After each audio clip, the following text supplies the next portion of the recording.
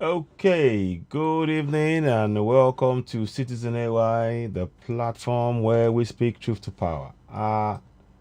I'm doing this broadcast this evening because I wanted us to take this as an opportunity. I know it's late. To first of all, let me first say I really am in support of what Mayigo is doing, and I've shared it earlier on. The give and go, the donations to help in the legal fight to release Oloy Sunday Igboho. I will mention that several times through the broadcast. I'll see if I can actually bring that up on board so you can see it as well. I'll be able to bring it back in when I can. But what I want to do tonight is to talk about one or two things. Tonight's show really is about realizing that as Africans, if you look at the picture that you have at the beginning, it shows two contrasting things, and I will talk about it in great depth later on. I will talk about it in great depth, and I'm putting this in here. It talks. You can see the picture. Let me see if I can get that picture up. Can I get that up? 1 second. I'm going to first do this. In fact, I will do this. In fact, that picture is probably more important to put up so you can see it. Now, here we go. Let me do it this way. So, the picture on the left on the right are Europeans solving European problems. The picture on the right are Africans asking for and being encircled in their own country by Europeans. Yeah. I want you to think about that for a minute. I want you to think about that. Good evening. Good evening to you, Modu today, and Terry Malade. Good evening to you. I'm going to go on and do that. Oh, sorry. I can't accept that call now because it's going to. I cannot accept that call. Sorry. I'm on a broad. Hang on. Sorry. You're calling me on a live broadcast. I have to decline that now. I cannot take that. Sorry. We'll have to do it another way. Fashion opportunity. Let me see.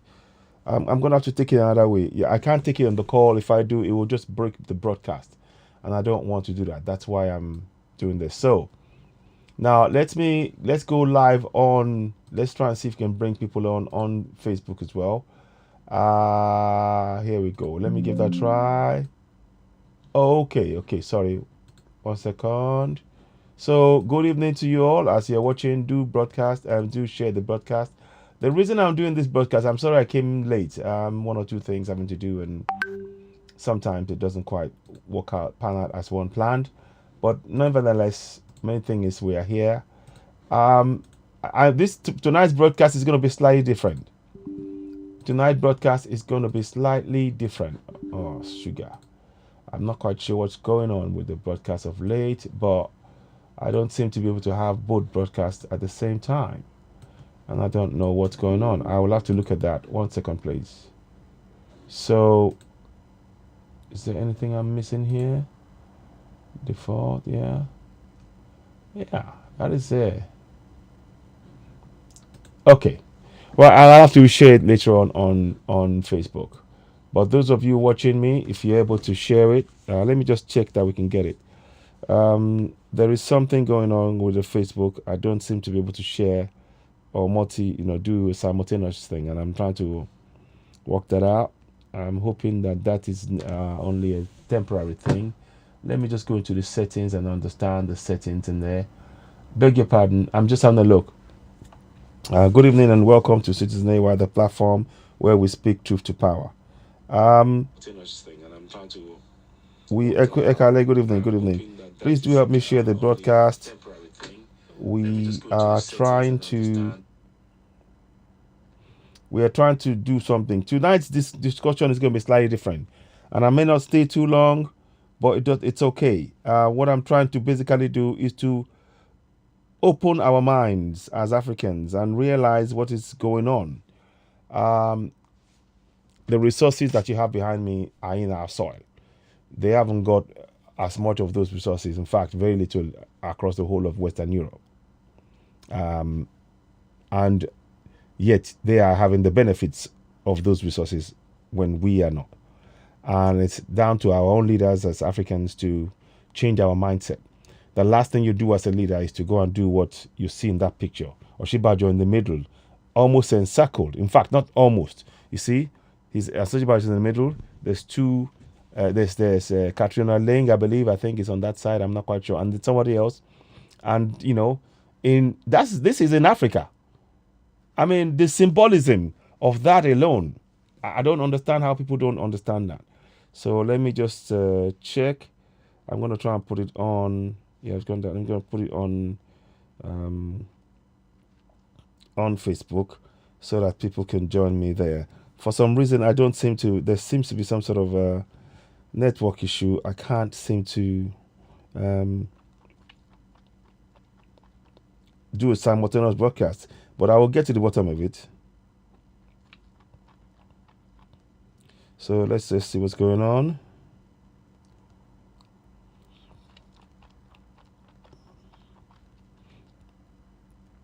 I don't know what's going on there.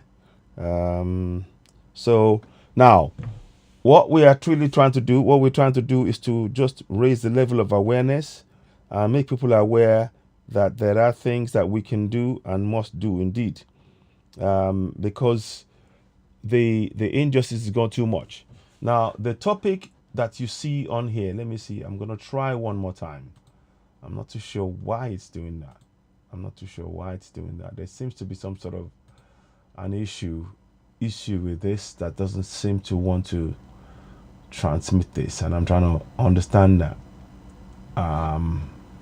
Okay, let's try again. Let's try one more time. Okay.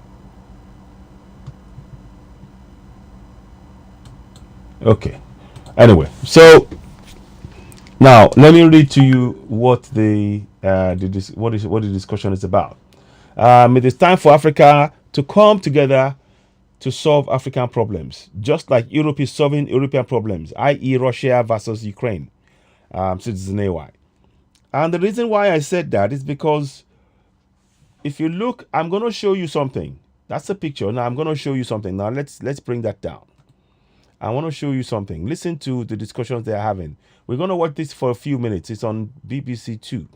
Listen. We're joined in the studio by Lord Darragh, former National Security Advisor in the UK, and Rose Gottmiller, an American diplomat, joins us online. She was Deputy Secretary General. Listen for a few minutes, then I'll tell you my thoughts. Valery and why we need to change things. Former Ukrainian ambassador to the US. Welcome to you all. Lord Darragh, Kim Darragh, let's start with this question about escalation. There doesn't yet seem to be a way out of this, does there? Mark, I think it looks pretty bleak. I suppose so. Good evening to you all. Good evening. Oh no, not that. Having one. put his troops into eastern Ukraine, the separatist-controlled areas of eastern Ukraine, there might be a pause while Putin sees if there is any new opening for diplomacy, any new offering from the West, or whether the Ukrainians, under all this pressure, increase So pressure, good evening. I wanted to just hear that for a few minutes. And decide to say something about giving up their aspirations to join NATO. But I don't see much chance of either of those things happening. Well, and for the pause to turn into peace, Vladimir Putin said today Ukraine would have to be demilitarized. They'd have to talk to the separatist leaders, something they've said they would never do. I mean, it just seems almost designed to fail. Just keep following me. He's loading on conditions to that, which are making it ever more difficult, ever more unlikely that any kind of negotiations can begin, let alone deal be struck. Rose Gottmiller, let's bring you in. That's from the US now. You devoted Can quite you see? part of your career Now, I want you to look at that picture. And it's very important. The optics is very important. They are having an issue about Russia attacking Ukraine. Two different countries. And if you look, one of the things you will notice about this picture is that there are no black faces. You know why? Let me tell you. This is what we need to understand. We really need to understand.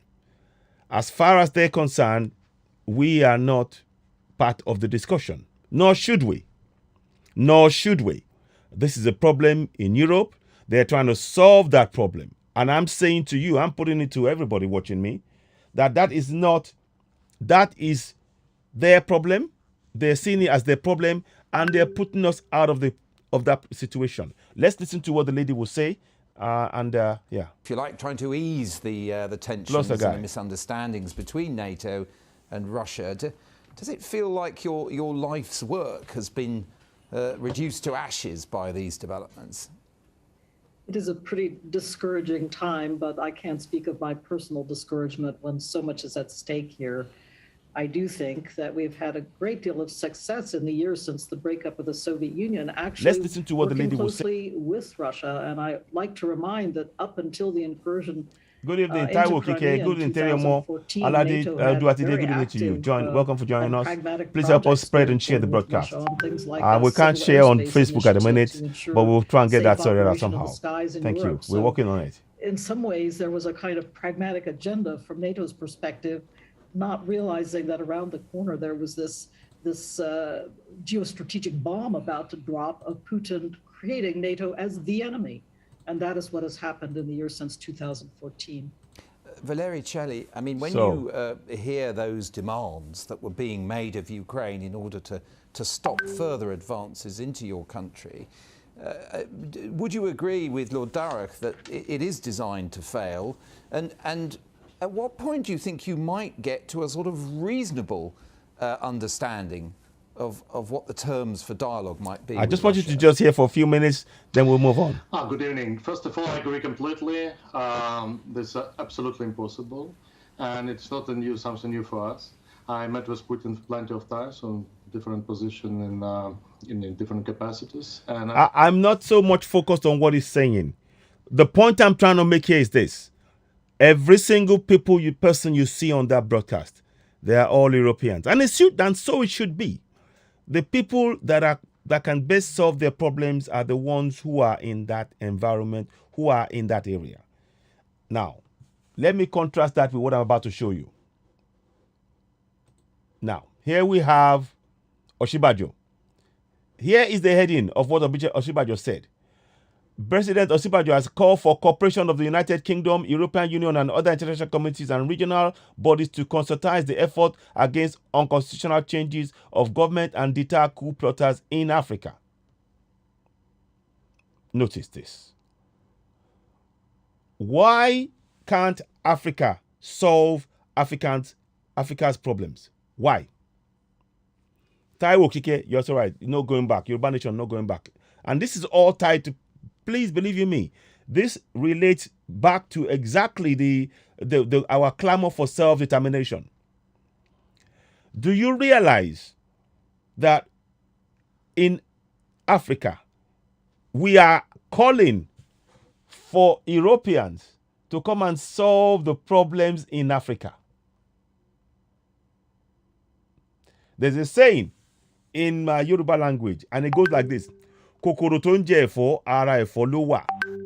Now, what I'm saying is that the ant that eats the leaf, the vegetable leaf, it's in that vegetable leaf. It is part of that vegetable leaf, and even more so, in the case of, for example, Contraption Nigeria, the very people who we are calling to come and solve the problem are very much part of the problem. That is what I'm putting to everybody, in front of everybody tonight. The very people we are calling. Again, let me show you that picture. Let me show you a picture. I will read this. I want to show you that picture again. And I'm trying to show you a contrast. As you're looking, that is Secretary Blinken, and they're having a meeting against the Russians. They're having a discussion in there. There's no blackface there. There is not blackface. There is no African country there. There is no African country there. So the question I'm asking you is, why is it that our vice president, and this is another thing, please, when you get this broadcast, hear it. The vice president, the APC and all of these people, they tell you they have the solution for the nation. So their solution is to go and call foreigners and outsiders to come and solve the problem that they created. Are you following me? Their solution is to go and bring in foreigners who have actually caused and made the problem worse. That's their solution to this. So what I'm in effect saying to you all is this. I want you all, please help me share this broadcast as you're coming in. When is Africa going to arise and solve our problems? Because those who profess to say, who come to say we are going to solve your problem, they are often adding more to our problem than solving it. Yes, Moses Abe. Moses Abe, good evening to you. Those who often tell us they are going to solve our problems, they are often adding to our problem. Now, let us read on to this. Let me read on, and you'll see what I'm saying. You will see it. Now, it says here, he said this on Monday when he received the United Kingdom's Minister for Africa. A minister for Africa. Already, you see, look at this. Look at this. This is a United Kingdom minister. Do we have a minister for Europe? Let me go and do some check. Do we have a minister for Europe? Let's go and check this. We need to start understanding the game that's being played here. As far as Europe is concerned, they psychologically are making Africa small. And they are making Nigeria even smaller. So when they say a minister for Europe, for Africa, is going to come to Africa, oh, then we are going to go to Nigeria. These are all psychological moves. And we need to understand. Now, let's go. I'll come back to it anyway. Let me just show you. So, a minister for Africa, Vicky Ford, and a British High Commissioner, Katrina Lang, at the presidential villa. So, they are meeting us at the presidential villa. There is also a lot of attention being paid to coup d'etats going on, especially in the West African sub-region. I think it is important that we take a closer look at how to prevent and deter coup d'etats and adventurers of various kinds who want to take over government by force, he was quoted to have said in a statement signed on Tuesday by his media aide, Laolu Akonde. Now, one of the critical key things we have discussed at the various ECOWAS meetings is how to cooperate with the rest of the world bodies such as the UN, EU, and some development finance institutions to give our sanctions more teeth, Oshiba just said. Look at that picture. I want you to look at that picture. Can you see this picture? Can you see it? Are you seeing it? I hope you can see it. Look at the people who are there. Look at in Nigeria. In Nigeria. Yeah? Look. When you see that picture, when you see that picture there, when you see that picture, where do you think that picture would have been taken? When you first see it, it makes it look as though it is not actually in Nigeria. Because the people who are at the front of the picture, most of them are Minister for African. That's mad. Exactly. It's madness. Thank you, Oduwatide. It is madness. Africa is a huge continent. If you are going to, and that is a way to belittle, it's a psychological way. We don't say we have a minister for Europe, do we?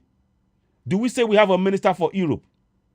But to psychologically, and Europe is smaller. You can fit Western Europe, China, Russia, Western Europe, China, Russia, US,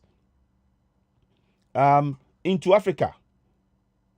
In fact, China fits into Africa 4 times. That is how big Africa is. So for them to be telling us that there's a minister for Europe and a minister for Africa is telling us that, Africa is that small place that we have to take care of them. These are all psychological moves. It's time we understand. I'm talking from a purely African point of view now. And we need to understand. Look. This is symbolic. What you're seeing in the picture there is very symbolic. It is very, very symbolic.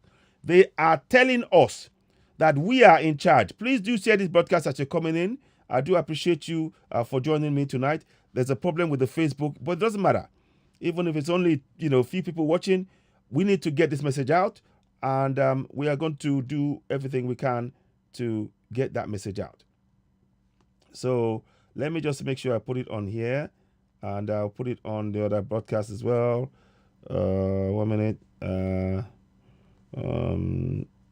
So just so we can put it on, and then we can carry on.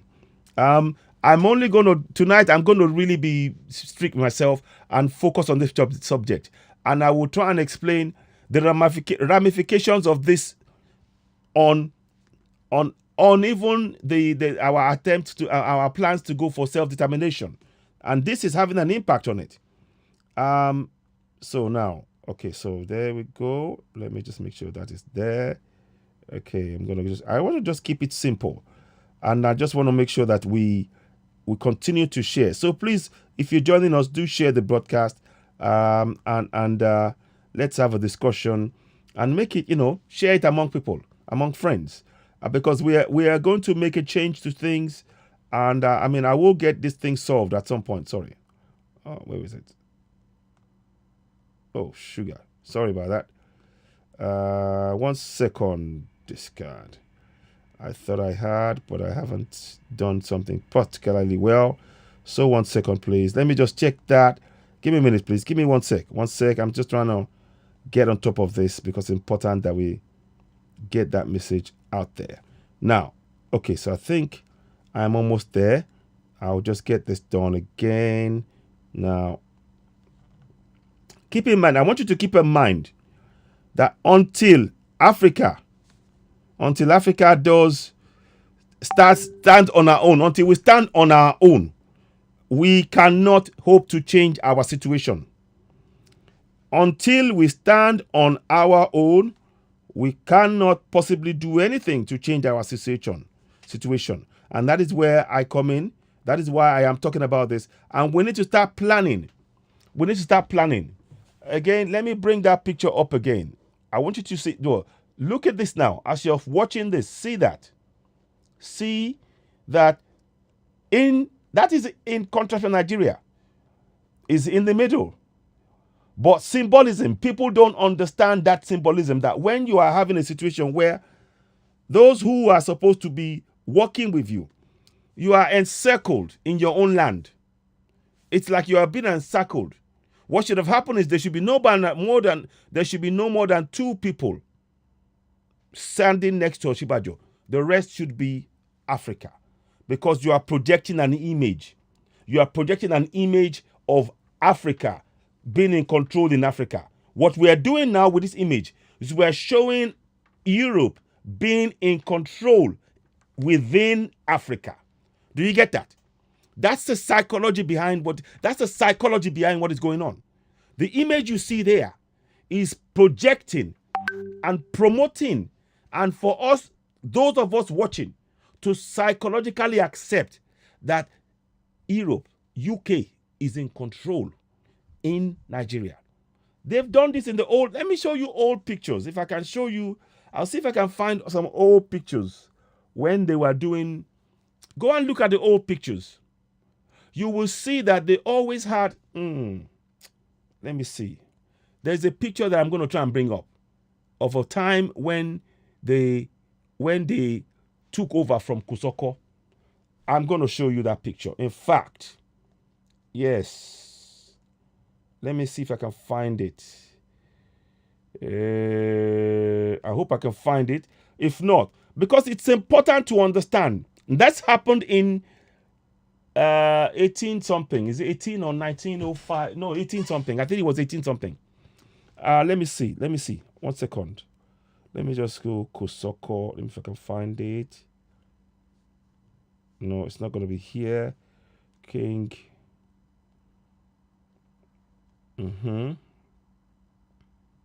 Let me just do this. I'll get it to you. I might be able to do it even on here. You know what? Let's do something. Just give me a second. I want to show you something. King Kosoko. Because you need to understand what is being done here. King Kosoko. Let's have a look. Pics. Let's have a look at this. Let me show you, because you need to understand what is being done. If you don't understand, you will make the same mistakes over and over and over again. So that's King Kosoko there, but I want to see the one where he was forced to sign, to give up his throne. Let me have a look. I'm coming. I will get to it. I'll get there. It's important you understand that. Let me see. Forced to give up his throne. Let me show you what I mean. Because some people don't understand. You won't understand what the symbolism is about there.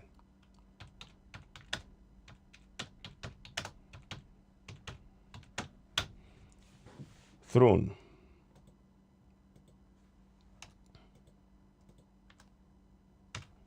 I think it was in 1805. Let me just see. Yeah, that is it now. Yeah. Okay. Okay, I will get there. Right, there you go. I want you to look at this.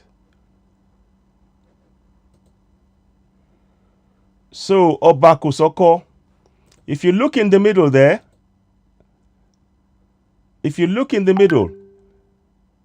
where is he? He's not there. I'll get it to you. I'll get it to you. Just give me a minute, please.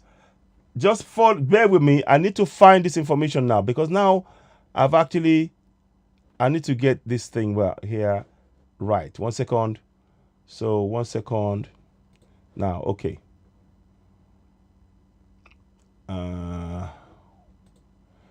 Kosoko forced to give up his throne and cede Lagos.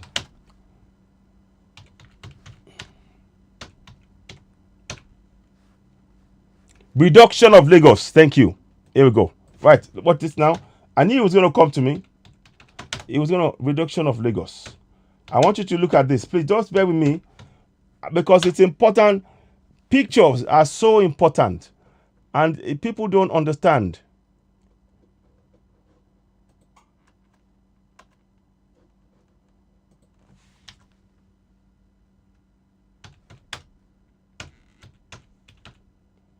So let's go and look at this. So I want you to see, just give me a minute, please. I will find it. There is a picture. I have it somewhere, but if I have to go and look for it, it will take some time. But I'm going to show you as much as I can. Bear with me, please. I just need to go find this thing.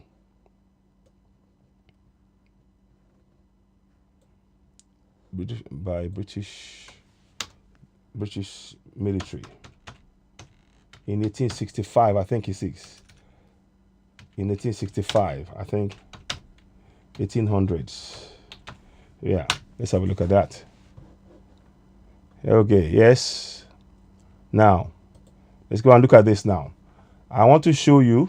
We will get there. We need to find the king. The picture of the king, Oba. Oh man. I'm sorry. I just need to find the picture. Okay. I will come back to it. But you get the picture of what I want you to just understand. It's very important that we understand what was done to us and how we must change this narrative ourselves. Nobody else can do it for us. Nobody else. Let's have a look at this.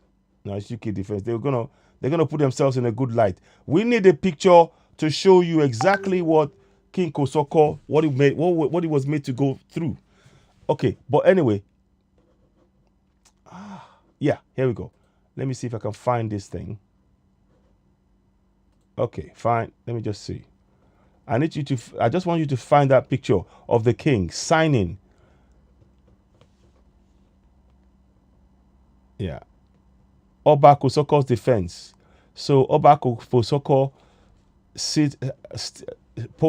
signing. Let me see.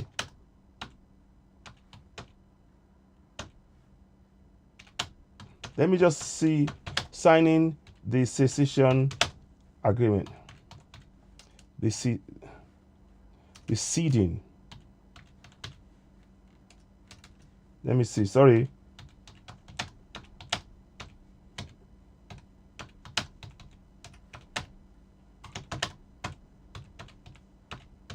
as a colony. Sorry about this. It's going to be a while, but I need you to it's very important. Pick. So you will see it come up now. I think I've got there. It might take me a while sometimes, but when you see view all, I want you to see that picture, because that picture is very important. It's a very important picture. Not that one. I need to find the one where they forced him to sign the, Lagos colony. He has to be, you need to see, there's a picture where he was forced to sign. And I can't find it at the minute. I'm so sorry about this.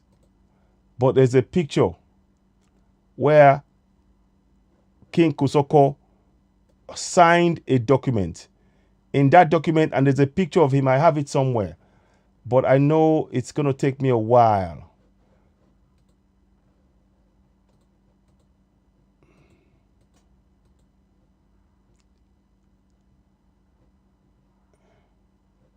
Okay. Anyway, let's come back to it. I will get there. I am serious. I am so sorry about this, because I needed you to understand where we were going. It might look long-winded, but trust me, there is a reason why I needed to make that link, because the picture that you see here is exactly how they've circled. I will find it. Let me find it. I'm going to just quickly find it for you. It was December. Okay, December. Okay, yes, good. December 2020. December 2020. Okay, let's look at December. Okay, let's have a look at this. No, okay. I just need to find this for you, because it is really important that we understand December 25th or 24th. December 24th, 2020. Let me see. December.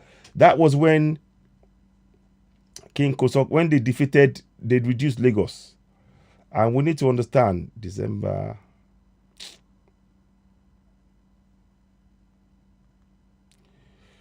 So just give me a minute, please. Let me fine tune this. But anyway, you know what? I will stop for now. I will try to find it for you, because there is something that I wanted you to see. Show more. No, okay. December 2020. 9. That's not it. 2020. See all. 28. December 22nd.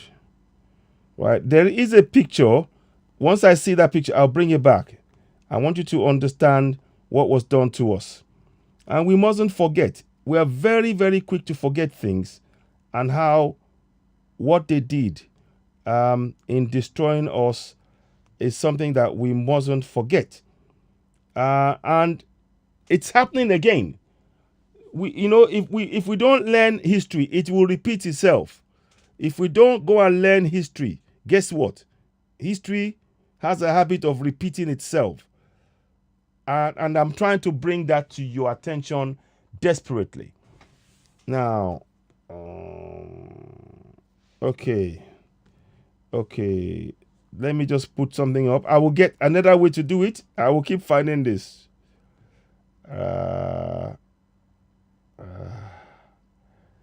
Okay.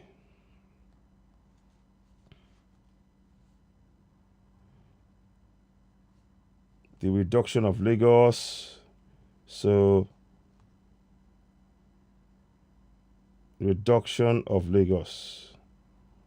Okay.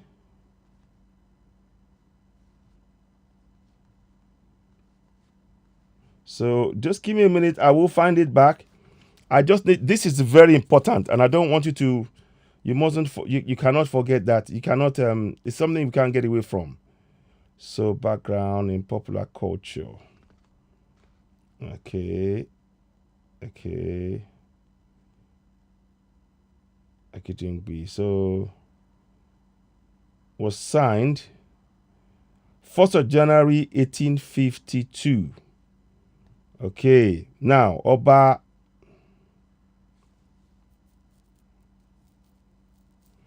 Kusoko, that's it. So now, so I'm going to just do something quickly now. Copy. I just need to, this is very important. It's a point that I cannot be, it cannot, when it comes, it cannot be overemphasized. I need you to just stick with me with this one. Pick. So now view all, because if I see the picture of King Kosoko, I want you to see that basically he had to sign and cede power to the colonials, and that meant that he had to give away Lagos. That is why we have what we have today. And in that picture there is something you will see whereby he was being encircled, very much like in this picture. It was the same thing. And we need to break this vicious cycle of enslavement in our own land. And that's what I wanted to bring to your attention. Do beg your pardon if it hasn't quite come out the way I wanted it to. But I wanted you to really see and understand quite how the psychology of what they did to us in that picture, in that moment, is what is being repeated over and over. And we must break the cycle. We really must break that cycle. We cannot continue that cycle. I'm trying to see if I can pinpoint it. I'm hoping somehow that picture will come out, because that is what many of our so-called leaders now, they have forgotten our history. They've forgotten the injustice that we suffered. And that is why they are not taking the steps they should take to free us from this bondage that we're in. I say that without reservation. Okay, let me try one more thing. There is another way I can do it. I'll see if I can get a picture of that way. And then let's see the colony. So let me just quickly go here.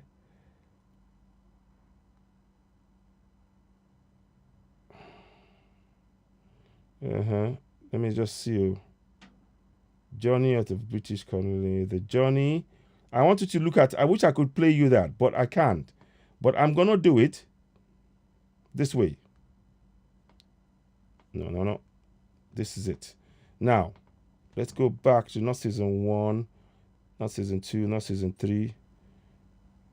The workers, you will never be among us. Dividing the continent. Women's war, I will die for my country. The workers. So, where is it? I'm just going to try and quickly do something quickly. I want you to just get this bit. We can't go past this point, because many people don't understand what was done. You seem to think, oh, it's nothing, or it doesn't mean anything. But it means a lot. It means a heck of a lot. Let me just go back here.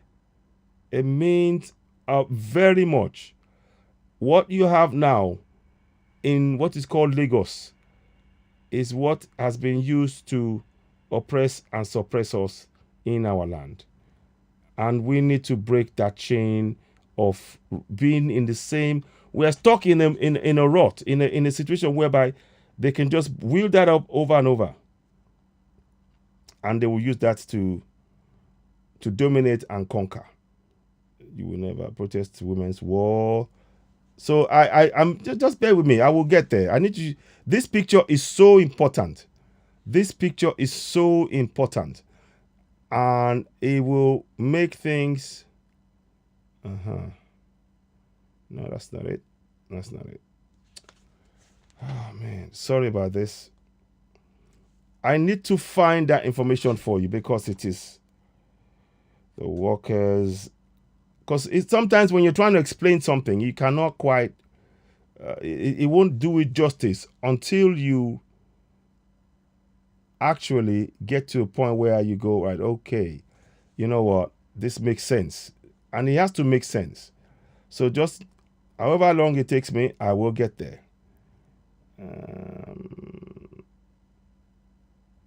Let's see. Reduction. Let me see if I'm trying to get the reduction. I will get there. There's a picture of Oba Kosoko that I need you to see. And that picture speaks volumes. And that's exactly what they did in taking over the land. That is what they did. Okay.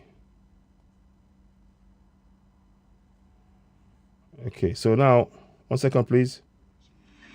And colonization was being carried out. And the strategy was always the same, ranging from a robbery, Yeah. a reign, and then a direct rule. Yes. And just the audacity of the suggestion to the people that commerce, Christianity, and civilization was the ultimate strategy. Exactly. But just a minute. They promised an industrial revolution. History tells us that there was an industrial revolution. So,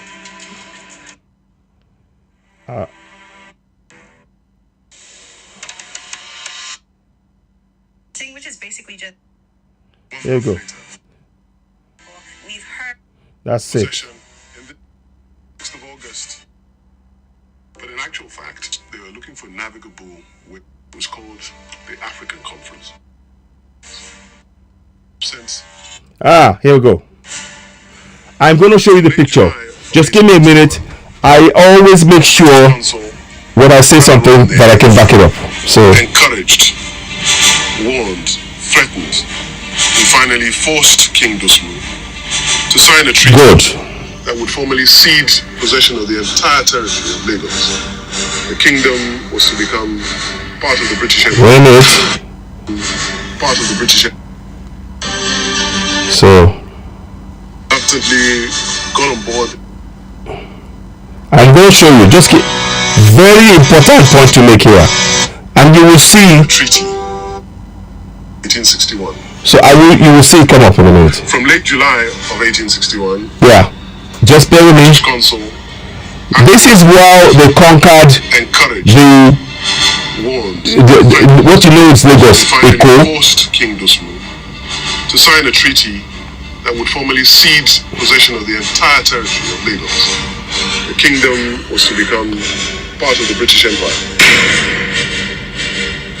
On the 6th of August, 1861, Oh man. Dosmu reluctantly got on board the HMS Prometheus, moored along the shores here, and signed the treaty. Okay, so Dosumo on HMS Prometheus. Ostensibly here So let me please, I've had to do the research a bit on air. Forgive me. HMS Prometheus. Yeah, Dosumo. Pick of Oba Kosoko. Just bear with me, please. On board HMS Prometheus. Prometheus. I was going to, because we need to emphasize this point. Let me see if I can find it.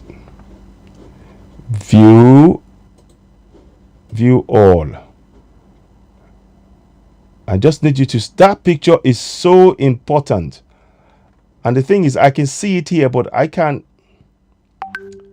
see it, but I cannot show you for some reason. There's a picture which I need you to see, and it will make perfect sense. So what I will endeavor to do, there's two ways of doing this. I will try one more thing. I'm going to try one more thing. Those of you who are watching right now, you're going to see me move the screen close. of trade. Okay. The decision was taken to formally take possession of Lagos and there create the Crown Colony of Lagos in 1861. From late July of 1861, the British consul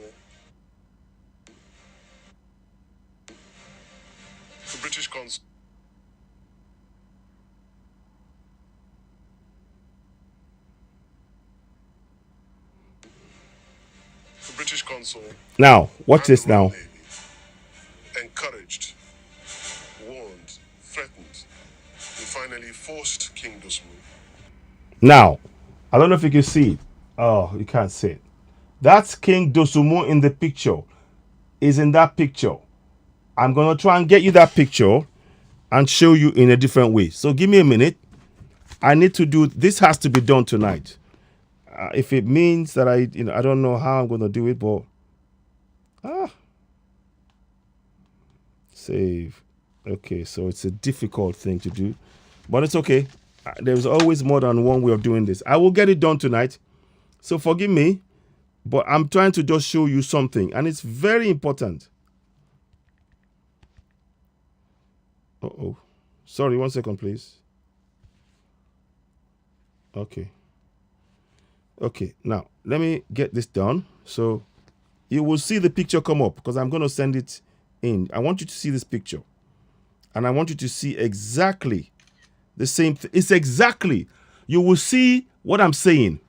It is worth the wait. I promise you, when you see the picture of what I'm saying, it is worth the wait. You will realize, oh, this is what I was saying. And it would make sense. So forward it to iOS phone. Okay, that's fine. Sorry.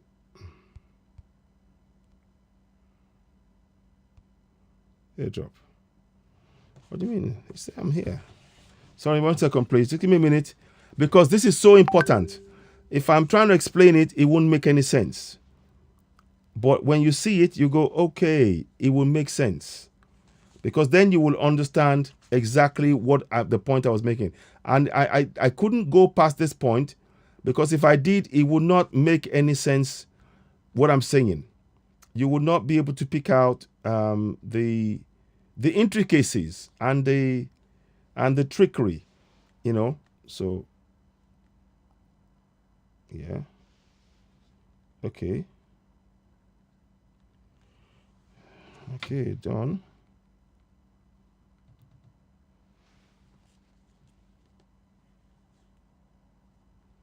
So 1 second, please. Oh, come on. Don't do this now. It's sent. Okay. It is sent. Yeah, I've got it. Good. Now, you're going to see coming up on the screen now. You will see coming up on the screen now. Forgive me if it took a long time, but I'm going to show you and I'll bring it with that picture so you can see exactly how this interacts. Now, where we're going? There. Okay. Now, this is what we need to understand as Africans, and we need to stop and break the cycle. Now, here we go. So now I'm happy to go ahead now. I'm sorry it took me a while. I didn't think I needed to bring the picture up, but sometimes we need to bring that picture up. Now, this happened in 1865. Okay? Now, download. Okay. Download it. Okay. Obakusoko. Okay. Okay. Now, we are going to do it like this. You will see it come up. So let's go back to the original broadcast. Now we can continue. But I wanted you to understand the intricacies of what was done. Now, look at that picture. You can see later on, it might take some time. Now, let's go and get the picture out. So, here's the picture. Okay, now. I want you to look. I'm going to blow it up a little bit. Now, can you see? Look at people there. Can you see? That's the king in the middle. He's the only one in the middle. What is happening here? That is when they took over. When they forced him to go and sign to cede Lagos to the UK. That's the king in the middle. You see? Those are the British officers around him. And there are even 4. 1, 2, 3, 4, 5. So, well, let's say 6. But okay, if you remove the women, 1, 2, 3. I think that might be one of them. 4. So you can see the similarity. Can you see? And there's only one person in the middle. But these guys don't understand symbolism. So that's what I was trying to say earlier on. I'm sorry it took me a long time. Sometimes when I'm doing this broadcast, you have to go with it and understand what is being done. You have to understand the intricacies. What I'm showing you here is Oba Kosoko forced to sign to cede Lagos in 1865, I believe it was. Let me have a look at that. What time?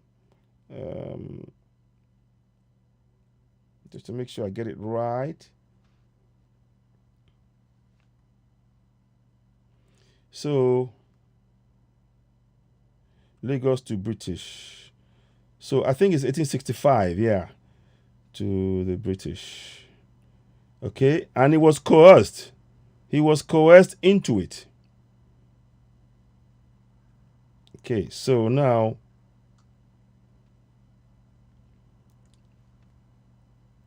they tried to draw it that there was they drew some pictures, so they signed it. No, this was an imposition. They forced him to sign it. And what you're seeing here is what I'm trying to bring to your attention. So I wanted you to see the connection. It is important you understand that connection. Let me just make sure I get this right. So we'll come back. I want to show, where was it again? That one. No, not that one. Here we go. Yeah. So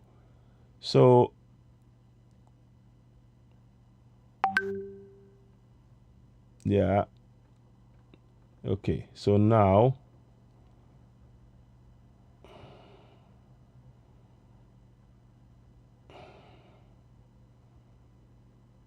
okay. So I think it's 1850 something. I'm just trying to get the date correct. So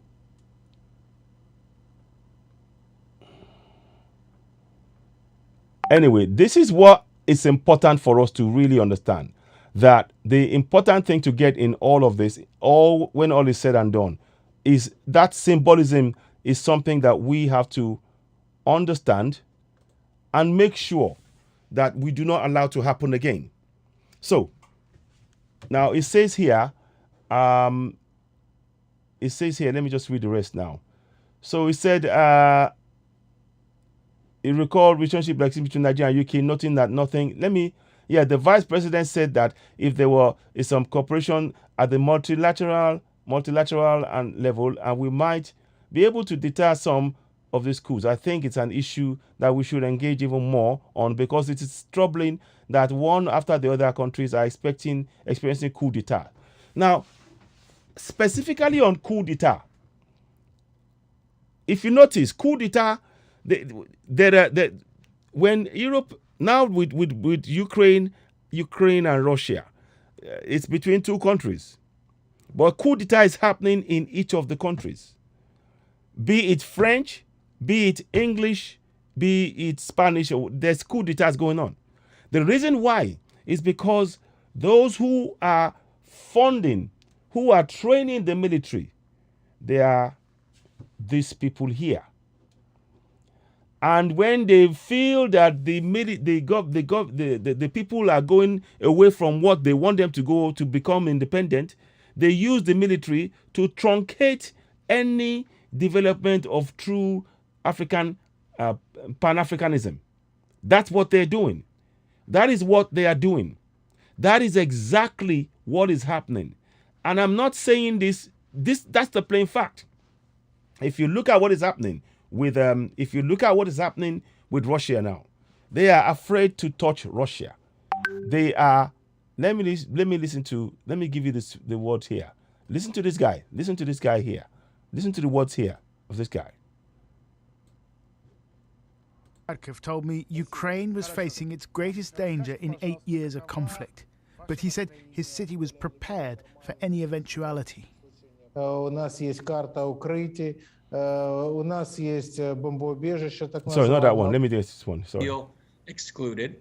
We can debate whether it was the right move or the wrong move, but in many respects, we're seeing this process come to a culmination in Ukraine, partly because it's Ukraine, partly because I think Putin feels emboldened. He's got big cash reserves. He's supported by China. He thinks that the West is weak.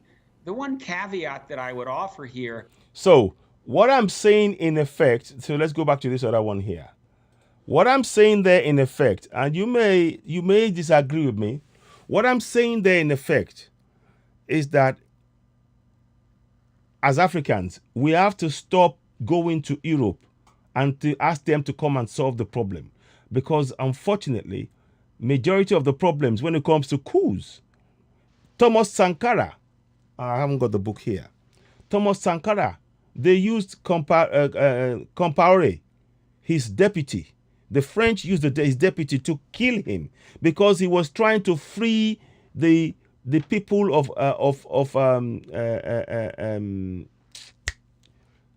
not Mali, land of the upright men.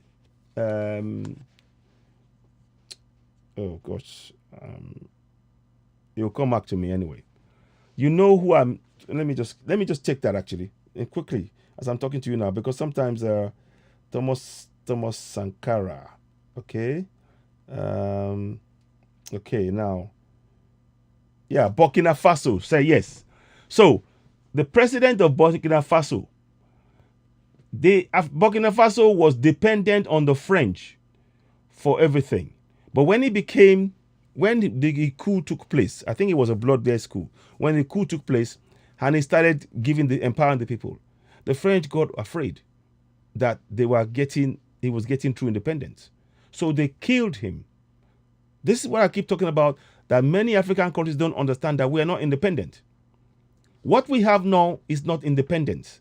And until we understand that, we are not independent. Thomas Sankara was killed because he was giving Africa true independence. Let me play you a video of Thomas Sankara at the UN. Let me play you a video. You see? Thomas Sankara at the UN. Let me just quickly do this quickly. And you will hear what I'm saying. So here we go. I'm sorry it's a bit long-winded at the UN. Okay. So that it will make sense, because sometimes when you're saying it, you will not understand what is being done. Now. Yeah, I'm going to call it right now. I think I found... Sorry. Just go back here. So. Now. I'm not going to play all of it, but I want you to just get an idea of what is being said. Accusations contre la Libye, qui le rend responsable de l'échec du comité ad hoc. I don't know if they will show you the words. Rencontré mon frère Christian Abré. Lorsque je serai sorti de cette salle, je passerai par la Libye et je dirai à Kadhafi. Let me see. You see what Thomas... Yeah, Burkina Faso. Thank you very much, Terry Omalade. Thank you so much. Yes. Now, listen, I'm going to try and find you. Let's go back again. We need to wake up. We really need to wake up as a group, as Africans. And I'm not saying that out of hatred. I'm just trying to make us understand that there are things to do, that we must do. Here we go. Yes, good. Notre pays. Let me see if you come. Produit. Our country, listen to this, yes. Suffisamment. Let me de quoi nous nourrir. Nous pouvons dépasser même notre production. We can produce more. Can you see? Par manque d'organisation, nous sommes encore obligés de tendre la main pour demander des aides alimentaires. I want you to see the words. You see? Qui nous bloquent. Yeah, Burkina Faso, you're right. Qui nous inspire, qui installe dans nos esprits. Kept us thinking. Cette habitude, ces réflexes de mendiant, d'assister. Nous devons mettre de côté ces aides par notre grande production.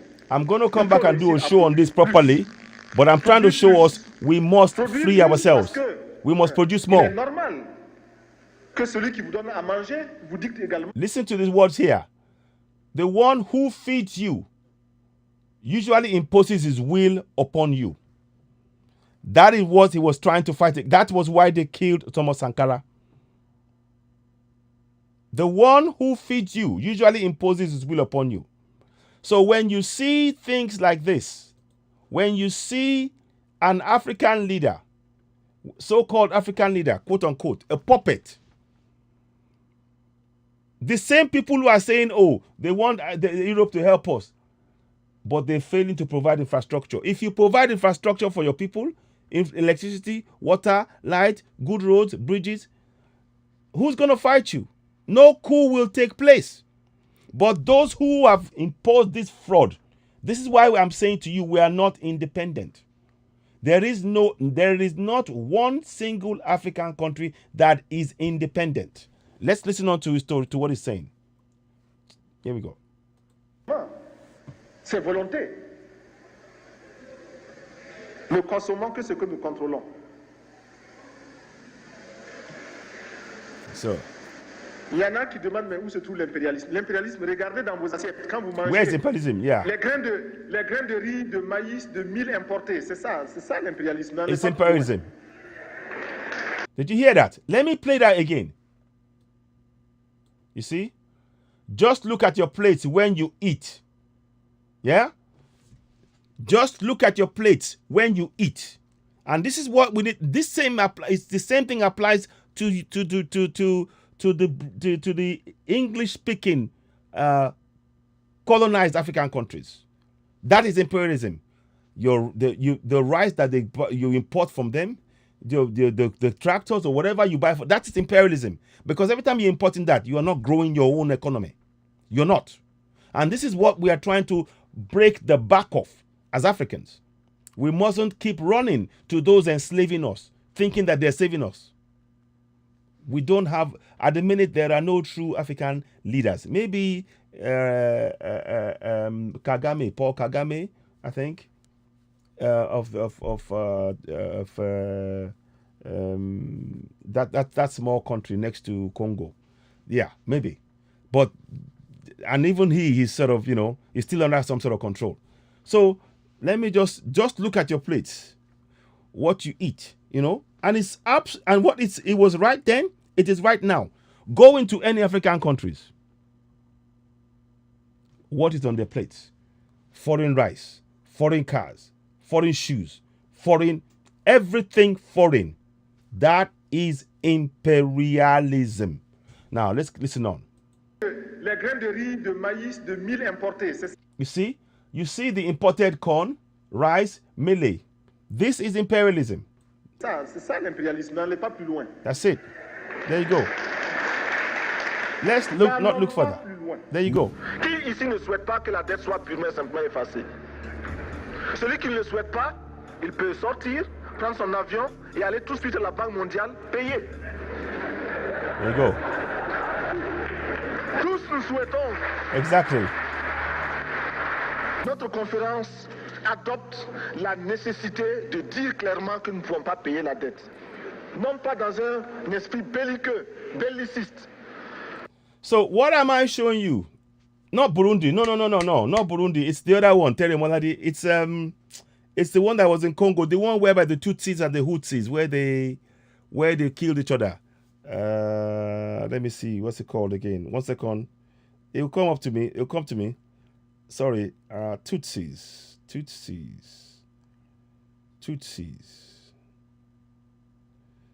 And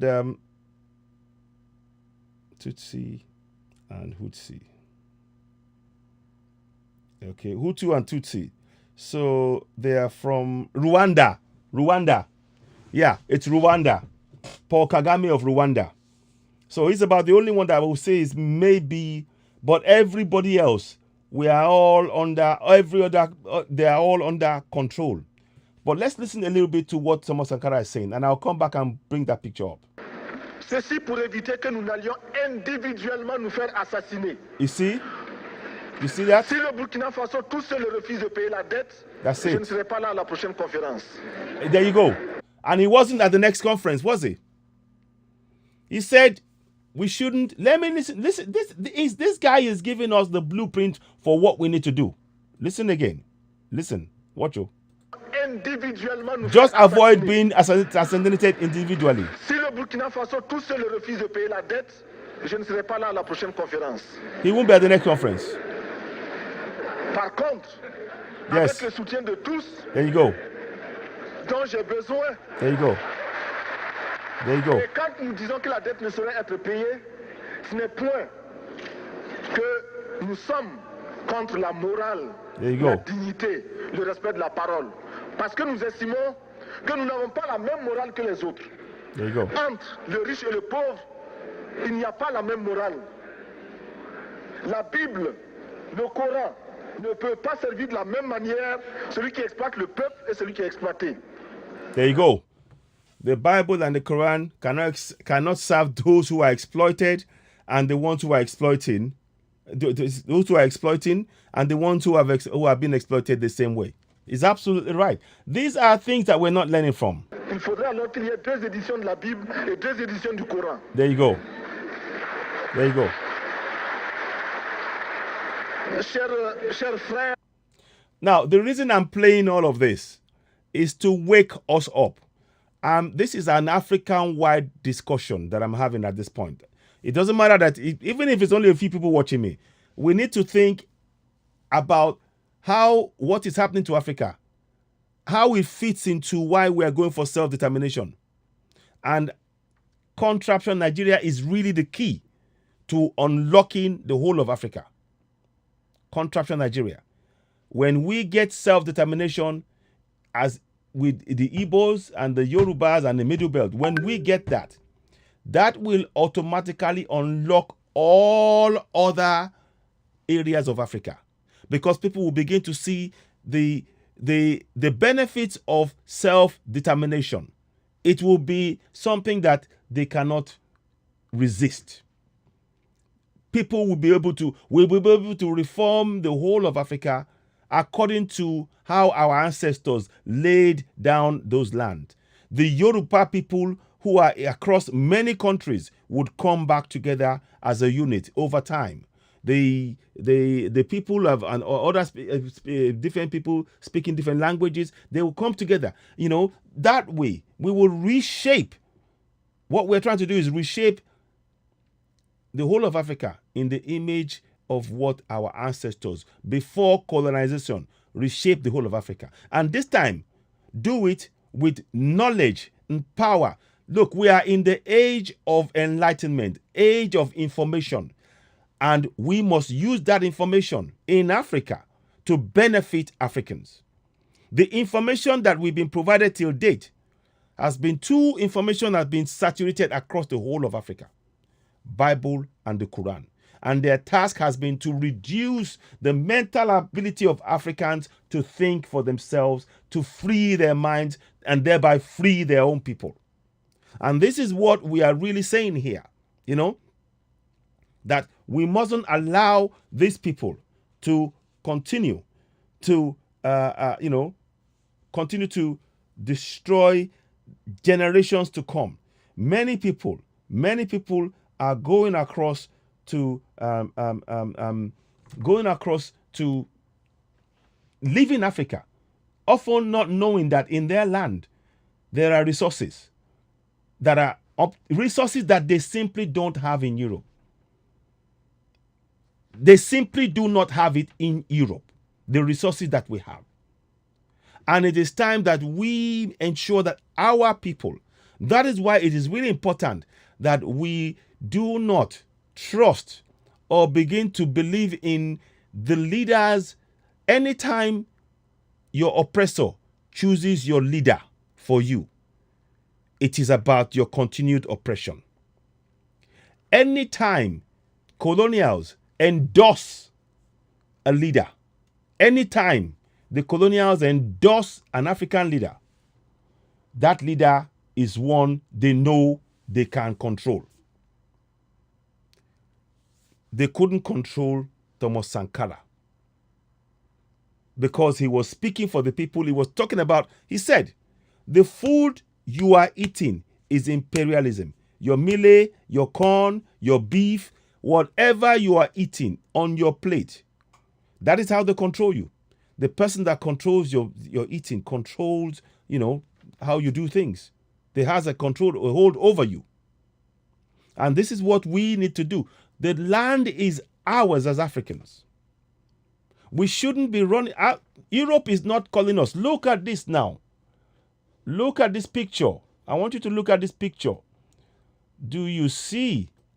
And I know they will try and put some English American and make you confused and make you think, oh yes, there are some Africans in there. I'm telling you, as a nation, I'm asking you, do you see any African there? Let me see. No, let me see now.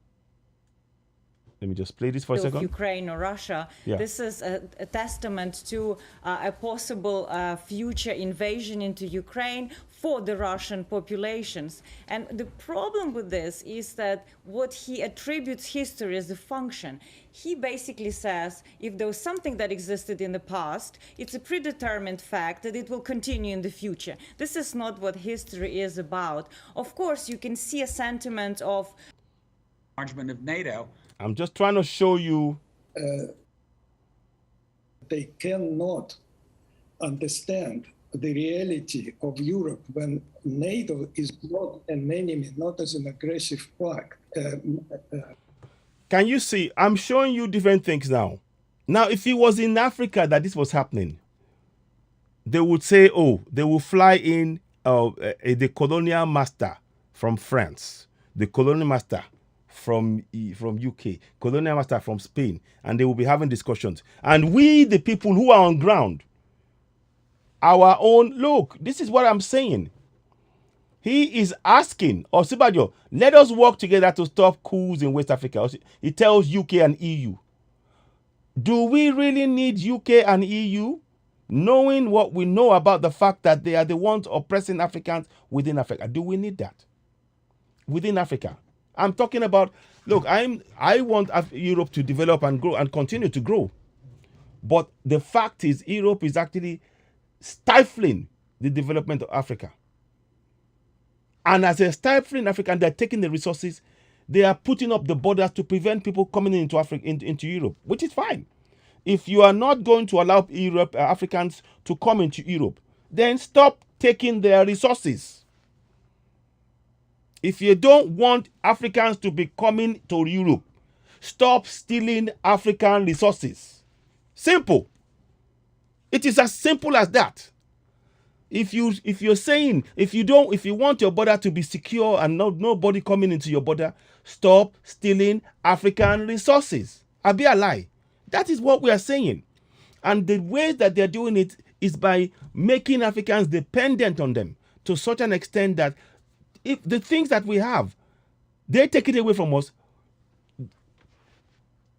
The chocolate, where's it made from? It's made from cocoa. Where is cocoa grown most? Africa. But Africans, when you grow this thing, they don't pay you full value for it. And this is what we are really saying here. I will come back and I'll probably play this again later on. But I hope this is making sense. I'm sorry if if it's taking some time and it's a little bit, So I thank you for watching. I thank you for those of you joining me. And I will try and play this later on. And I might come back again and do it on. This is something I will be doing over and over. There's another topic I'll be talking about in terms of, anyway, I don't want to talk about it, give it away too much. But what I want you to do tonight is to just focus on and understand one thing, which is this, that as we speak, Vice President, the person who is one of the aspirants, is one of the aspirants for in that country of Nigeria, and why we have to go for a referendum. And incidentally, the reason why there is a connection between our self-determination and referendum and the need for Africa to be alone is because the people who you see in the pictures here, those people here, and I will go you, and all the way back to the past. Look at it. One man, one African man, and these guys, it's a symbolic thing. When you are circled in your own land, that means that they're king. We were circled in our own land in 1865 here. In 2022, we are still circled in our own land. We need to break that yoke. In our own land. I am not talking about anybody invading Europe. We're not interested in that. We're not interested in anybody invading and breaking anything in Europe. That is for Europe to decide to do as they please. We're not. We are only talking about, as far as Africa is concerned, from the point of view of giving people the power to be able to say, you know what, we want to decide our own future in Africa. The Bible and the Quran takes away your power to decide your future in Africa, because your mind is so occupied with what they are written in there. Many of our kids know they can read the Bible, they can read verses, several verses in the Bible, several verses in the Quran off head. But they don't know that the resources beneath their feet is worth more than any million Bibles, Quran put together. And the leaders like this man here, this one here, who is putting us in bind, asking those who are oppressing us, those who are putting chains on us in our minds, going to them to seek for solution to our problems is like going a drug addict, going to the drug pusher and asking for help. The drug pusher will never help you. Let me say that again. Going to ask for help from the West, from those who have colonized us till date, and say they can help us in stopping coups. It's like an addict, a drug addict, going to the drug pusher and saying, oh, please come and help me stop my drug addiction. He will never stop it for you. He will never stop it. He will never, ever, ever, ever stop your drug addiction, because it is bad business for him if you stop taking the drugs. That is why they are pushing all of this religion on our minds. Quran, Bible, trickery. The people who are funding the coups, they are the colonial masters, because they put the coup in. Let me play this to you again to make sure you do understand this. Let's play this again. Look at this. Listen to this bit he said. If we do not stand as one, I will not be at the next meeting, world meeting. And what happened? He was gone. Watch this. Parce que nous estimons que nous n'avons pas la même morale que les autres. Entre le riche et le pauvre, il n'y a pas la même morale. La Bible, le Coran, ne peut pas servir de la même manière celui qui exploite le peuple et celui qui est exploité. Il faudrait alors qu'il y ait 2 éditions de la Bible et 2 éditions du Coran. That's it. Now Chers frères, let me go back a thought. I want you to listen to the bit here. It says, que nous sommes contre la morale, la dignité, le respect de la parole. Parce que nous estimons que nous n'avons pas la même morale que les autres. Entre le riche et le pauvre, il n'y a pas la même morale. La Bible. Okay, sorry. I want to go back to one place. I want you to hear the bit where nous disons que la dette ne saurait être payée. Yeah. Ce n'est point que nous sommes contre la morale, la dignité, le respect de la parole. Parce que nous estimons que nous n'avons pas la même morale. One more time. Sorry. Adopte la nécessité de dire clairement que nous ne pouvons pas payer la dette. Non pas dans un esprit belliqueux, belliciste. Ceci pour éviter que nous n'allions individuellement nous faire assassiner. Now, did you hear what he said? Just to avoid being assassinated individually. Si le Burkina Faso tout seul refuse de payer la dette, je ne serai pas là à la prochaine conférence. If Burkina Faso is the only one to refuse to pay the debt, I will not be at the next conference. And of course, we know what happened to Thomas Sankara. Because of his agitation for Africans to build and feed themselves, he was not at the next event, because they killed him because he was speaking of Africans. The colonial masters, the colonials, I don't call them masters, the colonials, the British and the French and the Spanish and all of that, they need to see Africa to be continued to be indebted to them in their eyes so that they can take away our resources at dead cheap prices. They killed Thomas Sankara. Sekou Touré was killed. Nkrumah was removed. Many other people. Patrice Lumumba was killed in Belgium by the Belgians in collusion with the Americans because of the resources in Belgium to date. The Belgian people, the Congolese people are suffering despite a land blessed with infinite resources till date. So I am saying this not as a fight, not as a, we need to wake up as Africans. You see, those borders that are in Africa, we need to dismantle those borders in our minds. And the best way we can do that is to get rid of the Bibles in the minds of our children and the Quran, because those are the tools they use to oppress. Many of our kids, I keep saying it, they know about the Quran, they know about the Bible, they know the verses, they know the meaning, but they don't know what is in their soil. And they don't know the value of what is in their soil. We need to wake up. He said it. Let me listen to the words tell you this. Says? Notre conférence, puis de la Banque mondiale, payée. Yeah. Tous nous souhaitons. It's our common wish. Notre conférence adopte la nécessité de dire clairement que nous ne pouvons pas payer la dette. Non pas dans un esprit belliqueux, belliciste. Ceci pour éviter que nous n'allions individuellement nous faire assassiner. Si le Burkina Faso tout seul refuse de payer la dette, je ne serai pas là à la prochaine conférence. There you go. If Burkina Faso is the only one who refuses to pay the debt, I will not be at the next conference. And what happened?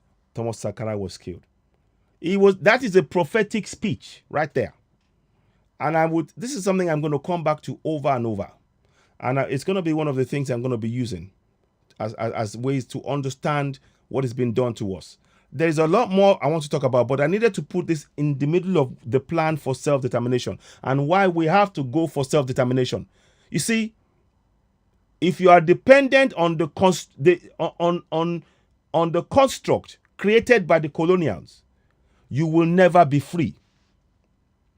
If you are dependent on nations created by the colonials, used to extract our resources for dirt cheap prices, we will never be free as people. Like I said, the reason I'm saying this, right now, Russia is about to take over Ukraine. Do you see the West taking on a fight against Russia right now? No. Have you taken a single gun in there? They haven't. You know why? Because they know that Russia has got enough firepower to take on all of them combined. And China is with Russia. Now, I'm not interested in the rights and wrongs of it. I'm just getting you to understand. And they don't consider us worthy to protect ourselves in our own land. Because if we protect ourselves, they can't get our resources. So they tell us to believe in the Most High to protect us from, and yet we cannot walk around. If you have that Nigerian passport, you cannot go from one country in Africa to the next with that passport.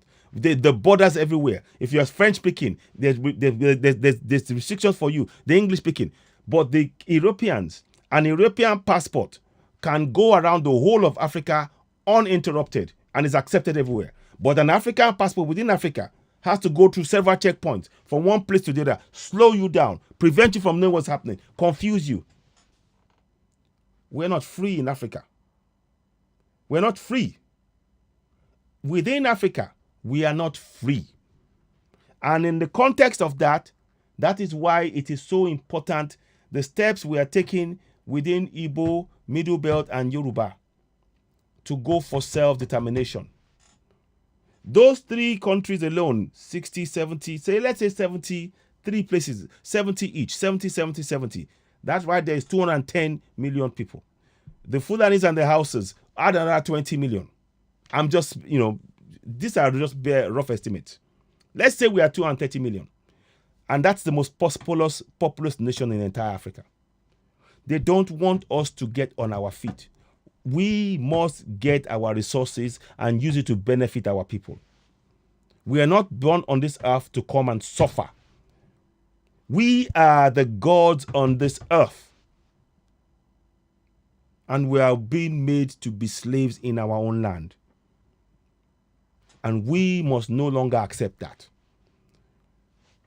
Going and waiting for those who colonized us to come and provide solutions to us is like a drug addict going to the pusher and asking him to help him stop his addiction. You follow me? Please share this message. Thomas Sankara said it. I won't be at the next conference if we do not stick together. And what happened? We didn't stick together and it wasn't at the next conference. That is what happened. So as Africans, I want us to know that. Now, this message here, again, I want to re-emphasize this message strongly before I go. I want you to look. This is 2022. He's asking for help. Osibajo is in the middle. The symbolism is too evident, so evident.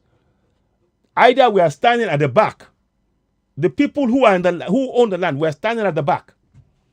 But then the people who are trying to take us over, they are in the front. Now let's look at the old picture. Look at that. King Kosoko is right there in the middle. King Kosoko has been forced. Has been forced to sign a document and is encircled. And look at people around them. Can you see? Can you see that? Can you see the message? Can you see there are people behind? Can you see? Can you see the power of symbolism? They've suggested to us via a picture that they are in control. And the people will accept it. They are the ones who are in control. They tell us to pray to their God. And we pray to their God. What about our God? Because when we pray to our God, they know we're empowered. They can't defeat us.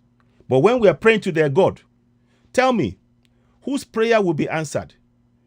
The people who taught you how to pray to their God? Who gave you that God? Or you praying to the God they've given you? Whose prayer will be answered? Think about that. Let me ask again. Whose prayer do you think will be answered? The prayer of those who imposed that God upon you and your ancestors? Or you who are praying because that's what they've taught you to do? Do you think those who want to take your land, do you think they will give you things to free you? They won't. Religion is an enslavement of our minds as Africans. When our minds is enslaved, we will never be able to stand together to take back what is ours in our land. I'm not saying go to Europe. I'm not saying that at all. I'm not saying go to America. I'm saying within Africa, for us to begin to benefit from our resources beneath our feet. That's what I'm saying. I'm so close to talking about that subject a bit more detail, but I don't want to. I want to separate it because I think we need to focus on one thing at a time right here. Right now, Russia is invading or taking over. They're showing that they've taken the bits of Ukraine. And with all the noise made by the West, they dare not go in because Russia can defend itself. Russia can protect itself. They know that if they go in, it will be, And incidentally, I do hope that many African countries, if that thing will come off, no African country must take side. I will suggest that no African country take any part. Don't send people to fight in a war whereby at the end, your resources and your people will still be used and oppressed. We are not seen as equals in the world created by those who are oppressing in Africa right now. So I would strongly suggest that should anything happen in terms of Ukraine and as Russia, that we Africans, we focus on how to solve our problem. We need to redouble our efforts to go for self-determination. Let them fight out among themselves. We must free ourselves. The picture I'm showing you, look at the background there. See that? It's set up. Oh, let's have people in the foreground. It means nothing. But look at that picture. Understand what I'm saying. Type 1 if what I'm saying makes sense to you, please. I just want to, I know there's more people, but I want you to see. I'm going to come back and show it again. Because now I've got that picture, I can talk about it. I knew there was something I needed to talk about. Sometimes when I'm going to do this broadcast, I have a general idea and I've planned it, but some things will suddenly make sense and I have to. That is why I do apologize.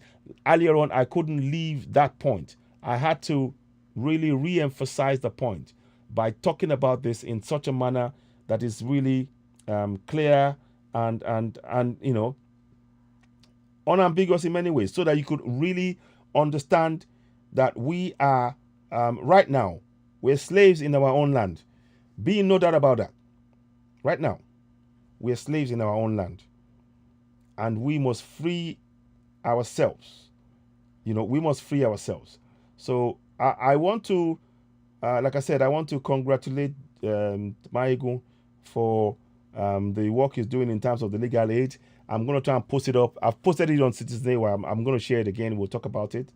I'm just going to try and, I'm just trying to show us the symbolism. And many will not get that message. But I'm going to try and do something with that. You've seen it. You might not have seen it. Oh, you know what? I was saying it, but you won't see it properly. I need to do something. 1 second. 1 sec. 1 sec. Let me see. Let me see. So you may not see because you only see one side. But I wanted you to see because I just realized now as I was saying it, you won't see it. I want you to see this. Okay, let's do this. Yeah. Now, I'm gonna do something. 1 second, please. 1 sec. 1 sec. 1 sec. Let me just do something quickly.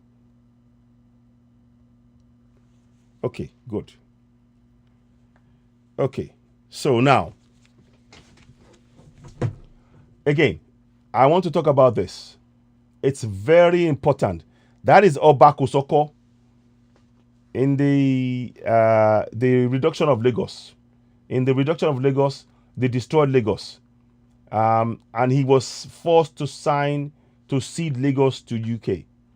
He sat between military men there who were sitting down, in a very relaxed manner. They're in control. And behind him were people who are watching on, who are Africans, who are Yorubas, Oduduwa people, and on the floor there. So the same thing here, with the people in the background. In the mind of the colonials, you have to understand how their mind works. The people there, even though there's no people in the front, the image they want you to, it's reimposing themselves again by having just one person. Again, it's a conquered, the picture looks like a conquered, they've conquered you already. And you've agreed and you've signed over. You are asking them to come and help. They've, in one, they forced you to sign a document. Here in this next one, they're asking you to come and help. And they have a meeting to tell you how you're going to live in your own land. Again, I ask, how many African countries have played any role in the discussion about what's going on with Russia and Ukraine? How many countries? How many African countries? I'll wait. You won't find any. You won't find any. I'm telling you, you won't find any. So it's very, very, very important that we understand what is being done here. It's very, very important that we free our minds collectively as people. And we need to have this as in the foreground. Yes, our focus is going for self-determination, But we need to understand that to get that self-determination, part of the job is to free the minds of Africans, to prepare our minds so that we can go for that self-determination, not only in Oduduwa Nation, in Igbo Nation, in Middle Belt, but across the whole of Africa. Because we are still in bondage. And our resources are what is being used to fight wars. Many people don't know that in the First and the Second War, many of the resources used to fight those wars came from Africa. Go and check it. Many of the resources that they used, the oil, the palm oil, our gari, our cassava, our, everything, and the rationing, the supplies of food, many of it, they rationed in many. Go and watch Journey of an African Colony by Olashukwu Shashore San. Definitely in the Second World War, many of the rations they provided to the army, and the food stuff and all of that, they stopped us feeding ourselves, and they took those things. They forced us to contribute to the war that we had no part, and the war in which they were deciding who was still going to remain the colonial master over us. Was it Germany or the West? That's what many people don't understand. That is what many people don't understand. And we just have to just bring this to your attention as we speak. It's very important, the key steps that we understand what is being done here. So I don't want us to, please do share this broadcast. I'm showing you a picture. Oh, I'm sorry if I can, let me see if I can make it. Can I make it go? I'll make it smaller because I realize now it's not gonna, I'll make it smaller. I was trying to give it the same kind of, so here we go. So here we go. In the same picture, there's only one of us in the middle there. You see? Oshibajo, Oba Kosoko. Look there. You see? Can you see that? 1, 2, 3, 4. 1, 2, 3, 4, 5, 6 there. Let's see. And the symbol is a conquered territory. And behind them, see, we got a group of people standing behind there, and you got people standing behind there. And largely, many of them are to the right of the king, or to my right, or to the left of the king, as I'm looking at the picture. To the left of Oshibajo, there are more people standing. Can you see the symbolism? This is all about symbolism. It's a mind game. And we need to break ourselves from that yoke. We must. As people, we have to, as Africans. They haven't got the resources that we have. It is that simple. And it is time that we start using the resources to improve our lives. I'm so close to talking about and showing another part, but I don't want to do that now. I just want us to understand this first thing here. This is where I'm going to stick to the task at hand. The task at hand is that as we speak, the West dare not go and attack Russia. Now, I'm not supporting either side. It's up to them to decide how they want to do it. I'm not interested in who did what. I'm not interested in all that. Well, I am as a human being. But what I'm saying is that in terms of as an African, my opinion doesn't matter. Because they don't see us as human beings anyway. They don't. But anyway, that's another matter. So, but what I want us all to understand is that if Europe is focused on European matters, and that's fine, and they should do that, and that's what they should do. Surely Africans should focus on African matters. And I wanted you to just have that in mind. I'm going to try and see if I can post this later on or share it at some point on another platform, on Oduduwa TV, on Citizen AY. For some reason, I couldn't broadcast, but I wanted to show you that tonight. Thank you for watching. I know it's not much now, but if this resonates with you, please do share. And I do apologize that it took me a long time to get the exact picture that I needed to show you exactly what symbolism is about. What symbolism is about. And this picture here exemplifies the symbolism that I've often been talking about. That the symbol of conquering people, when you do certain things in a particular way, it sends a message to the brain, whereby the brain automatically accepts what it sees without questioning it. And that is what has been, this is about psychology. This is really about deep-seated psychology. And if you're looking at it on the surface, you won't realize. But when you study it and you see that what happened in 1851 is what is happening right now again in that picture, in almost the same pose, people at the back, everything.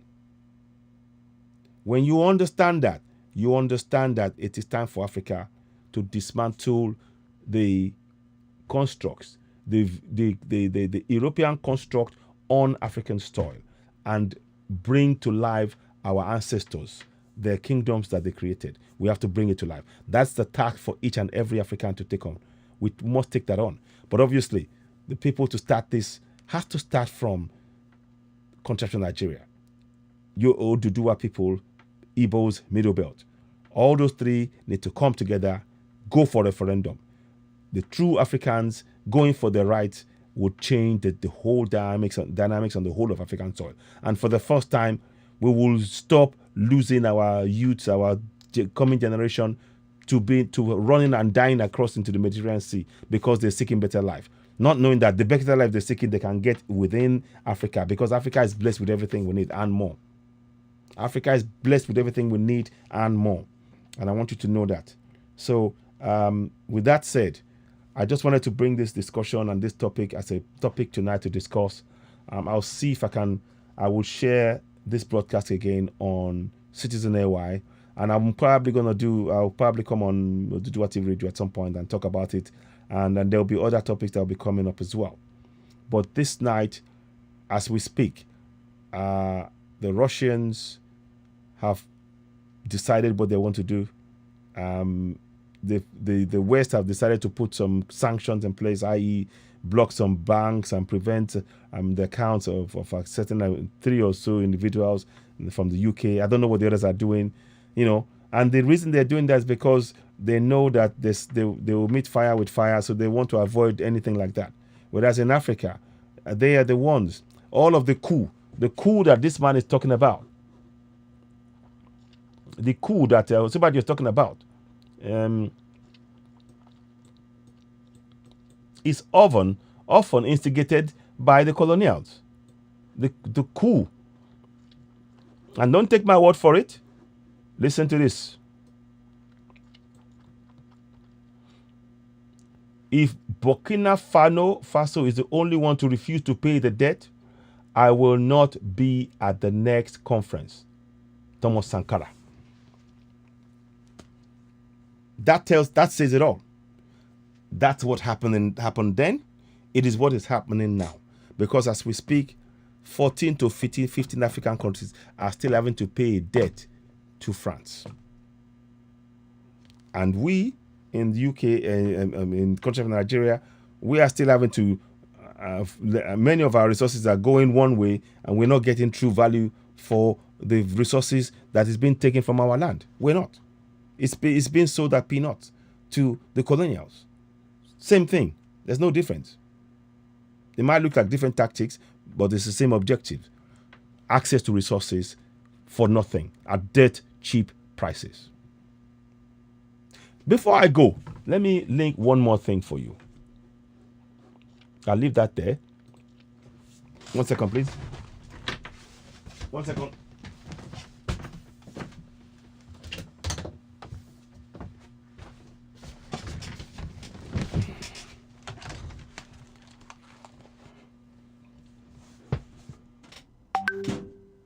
Before I go, I want to play one more thing. I want you to look at this. Dirt cheap prices. Yeah? Stop right now and let me ask you this. How is it possible that Elon Musk can manage over 100... Sorry. So let me just put this here. So I want you to look at that now. Look at this.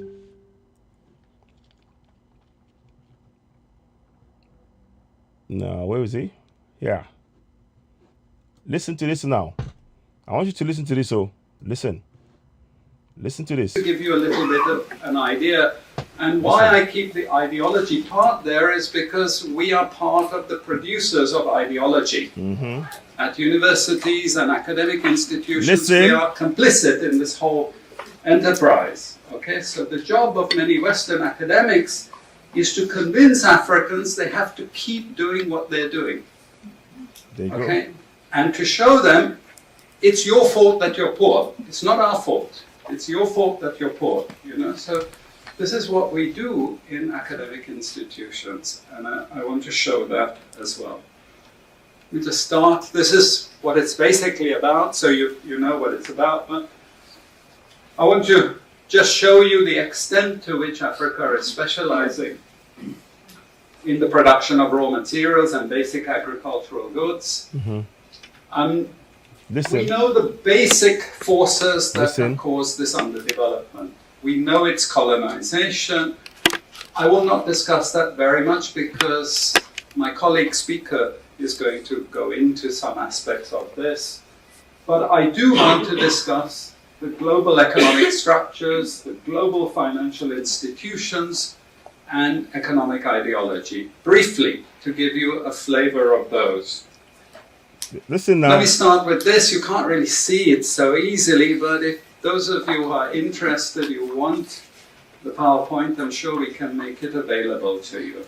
But the thing that you really need to see is the top line.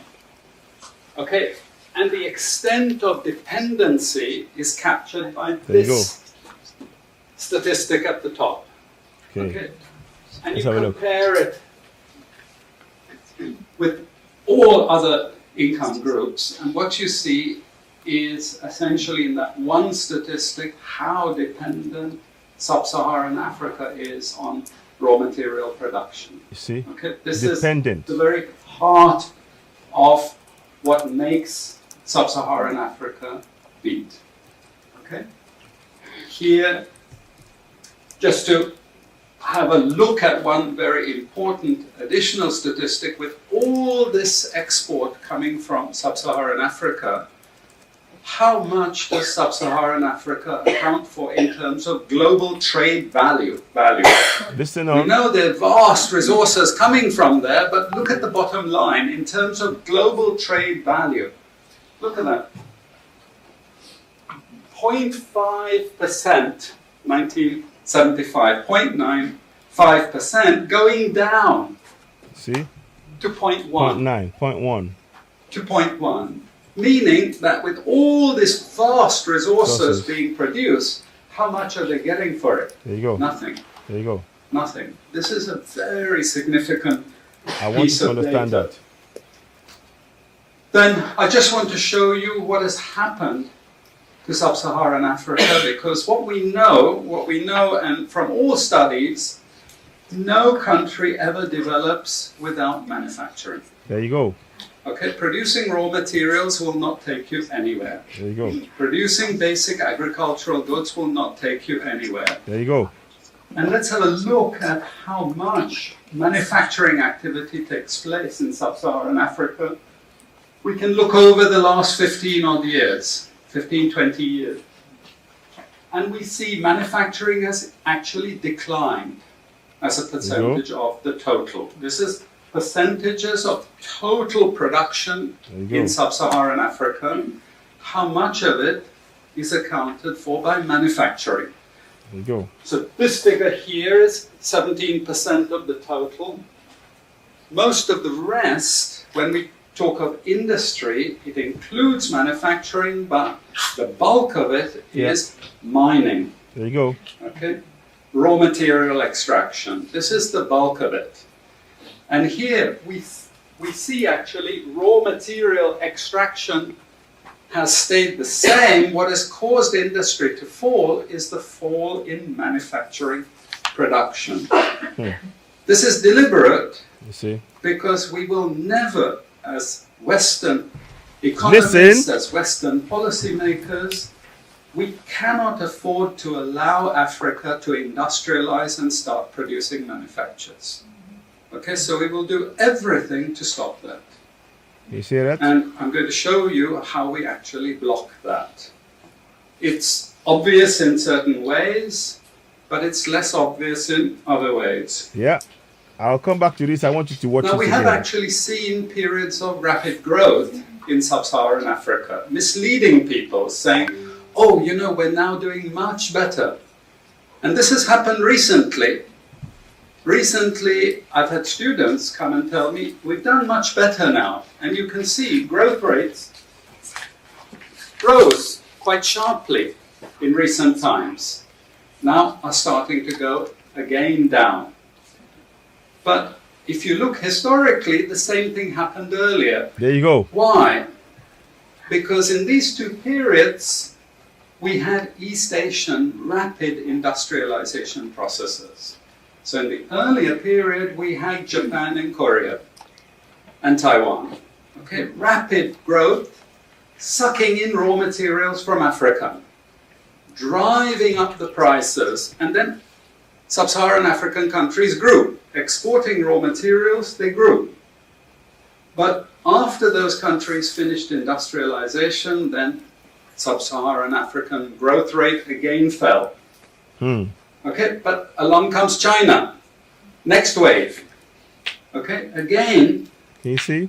Sub-Saharan African growth rises, but now China is going down. As many of you now know from the press, China is going down. But sub-Saharan Africa is going down even faster. And we're going to go back to where we were again, with very low prices of raw materials, very low growth rates, and again, the sorts of poverty that we saw once before. Because, bottom line, sub-Saharan Africa is condemned to this role, just the supplier of raw materials. So, now there we have it. I will talk about this again. I'm going to play this kind of videos over and over to wake us up. We need to wake up. I am not going to. We have to be very, very clear with ourselves. Let's be frank with ourselves. What is being done to us is, frankly, you've had it. Our role is to be providers of resources. That's it. And they don't want Africa to develop. That is why they're pumping the Bible and the Quran in your faces. I hope you're all watching. I hope you're listening to this. I hope this makes sense to you. I want you all to really, I want us all to really think about this. I will go and look at that raw material side of things and how we can actually do things and tap into it ourselves. We don't need foreigners. We don't need to be trading with the West and all that. Within Africa, we can do what we need to do and we can build our economy.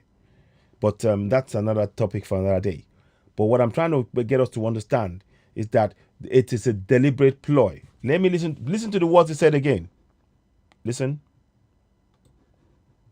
Now know from the press, China is going down. But sub-Saharan Africa is going down even faster. Yeah. And we're going to go back to where we were again, with very low prices of raw materials, very low growth rates, and again, the sorts of poverty that we saw once before. Because, bottom line, sub-Saharan Africa is condemned to this role, just the supplier of raw materials, not a manufacturer. There you go. So, ladies and gentlemen, I wanted to just bring that to your attention. Let me put that picture back up again.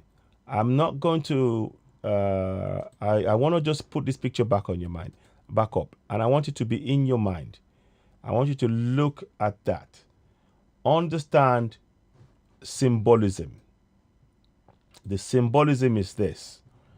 Only one man in the middle, he is Oshibajo. And the rest are all those who came to conquer. So when you see these people here, they're standing. Oh, they're, they come to, they mean well. They are there. Their task is to keep us oppressed and suppressed. You heard the man say it.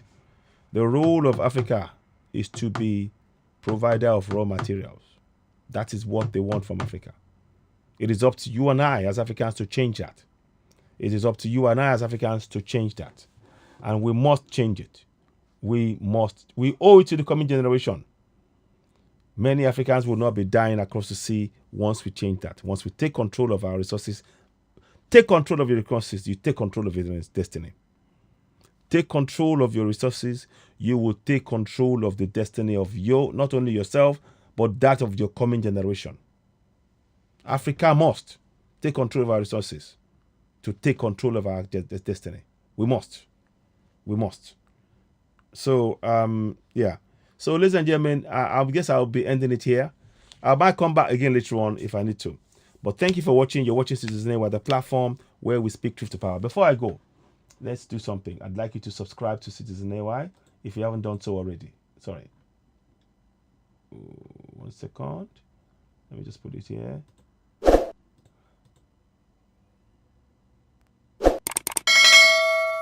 Thank you. Please do go ahead and subscribe or tell friends and family about us. There will be more discussions about different topics, but on Citizen AY, we particularly like to come at things from a different angle. And it's important. I believe that we all have a role to play in changing the narrative about Africa, and we need to take on this role, however long it takes us. And each and every one of us has the role to play. I'm grateful for the work that Mayego is doing, Yomiko Iki, many others. Oduduwa TV Radio, Lady Best, and all of the team within Oduduwa TV Radio, and we're doing a lot of stuff to raise the level of awareness. And there's other people as well who are doing more. Many people that I cannot possibly all name here, but I wanted to just say that we must all continue to raise the level of awareness in countries in Nigeria and across the whole of Africa. This topic tonight is an eye opener. This is about symbolism. What you're seeing in the picture is about symbolism. It's time we understand that. It's time we understand that. And it's very, very important how we take control of our narrative and stop the injustice that's been imposed on us as Africans. And ladies and gentlemen, once again, please do subscribe to Citizen AY on YouTube. And I will probably share this on Facebook at some point later on. Thanks for watching. You're watching Citizen AY, the platform where we speak truth to power. Thank you.